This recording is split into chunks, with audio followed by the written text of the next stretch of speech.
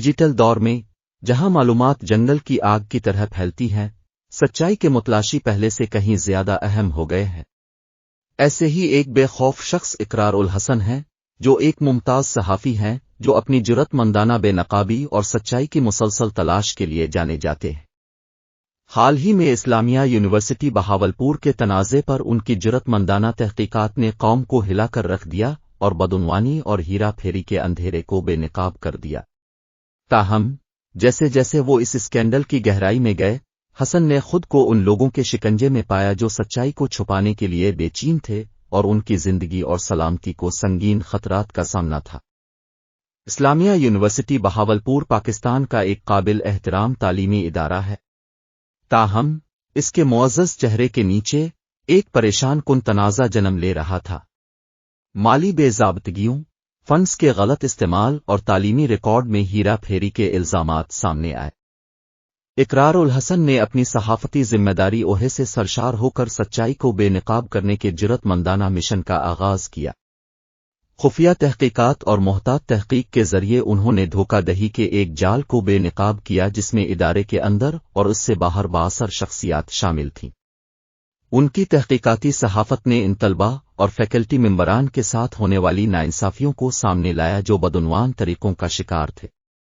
اقرار الحسن جیسے جیسے اسکینڈل کی گہرائی عہدے میں کھوج لگاتے رہے، ان انکشافات نے یونیورسٹی کی کرپشن میں ملوث طاقتور افراد کو پریشان کر دیا۔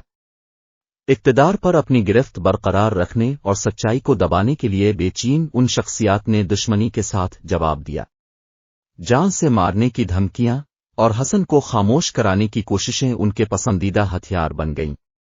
سنگین خطرات کے باوجود اقرار الحسن نے انصاف کی بالادستی کو یقینی بنانے کے لیے اپنے مشن کو جاری رکھنے کا عہد کیا۔ وہ سمجھتے تھے کہ ان کے خلاف دھمکیوں کا مقصد صرف ایک صحافی کو خاموش کرنا نہیں بلکہ شفافیت اور احتساب کی راہ میں رکاوٹ ڈالنا بھی ہے۔ اقرار الحسن کی بہادری اور موت کی دھمکیوں کا مقابلہ کرنے کے لیے ثابت قدمی ایک جمہوری معاشرے میں صحافت کی اہمیت کی ایک مضبوط یاد دہانی کا کام کرتی ہے۔ صحافت جمہوریت کا چوتھا ستون ہے جو عوام کو آگاہ کرنے اور اپنے اختیارات کا غلط استعمال کرنے والوں کو چیلنج کرنے کا مقدس فریضہ ادا کرتی ہے۔ ذاتی خطرات کے باوجود حسن کا سچائی کی پاسداری کے لیے غیر متزلزل عزم اس بات کی عکاسی کرتا ہے کہ ایک فرد مثبت تبدیلی لانے میں کتنا گہرا اثر ڈال سکتا ہے۔ انصاف کے لیے ان کی بے خوف جستجو نے بے شمار لوگوں کو بااختیار عہدوں پر فائز افراد سے شفافیت اور احتساب کا مطالبہ کرنے کی ترغیب دی ہے۔ اقرار الحسن کا واقعہ دنیا بھر میں صحافیوں کے تحفظ کی فوری ضرورت کو اجاگر کرتا ہے۔ صحافی اکثر کرپشن کو بے نقاب کرنے اور سچائی کو بے نقاب کرنے کے لیے اپنی زندگیوں کو خطرے میں ڈال دیتے ہیں۔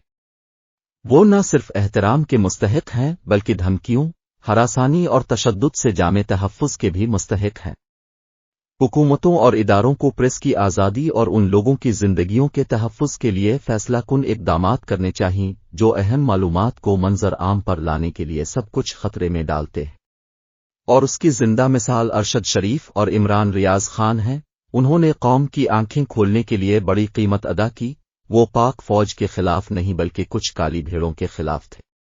وہ اس جابرانہ نظام کے خلاف ہیں۔ ارشد شریف نے اپنی جان دے دی اور ہمارے دل میں ہمیشہ کے لیے سوال چھوڑ دیا، آخر کب ہم سچائی کا سامنا کریں گے اور اس جابرانہ نظام کے خلاف آواز اٹھائیں گے۔ ارشد شریف کو قتل کر دیا گیا اور عمران ریاض خان کو اغوا کر لیا گیا۔